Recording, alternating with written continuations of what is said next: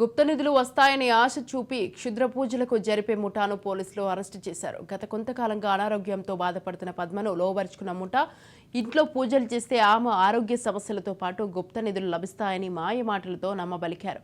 ఈ ఘటన సూర్యాపేట జిల్లా అనంతగిరి మండలం అమీనాబాద్లో చోటు చేసుకుంది. సదరు మహిళ ఒప్పుకోవడంతో ఇంట్లో పూజలు ప్రారంభించారు. పెద్ద శబ్దాలు రావడంతో స్థానికులు అనుమానంతో పోలీసులకు సమాచారం అందించారు. దాడులు నిర్వహించిన పోలీసులు పద్మతో సహా ఐదుగురిని రూపాయి కేసు నమోదు చేసి దర్యాప్తు చేపట్టారు.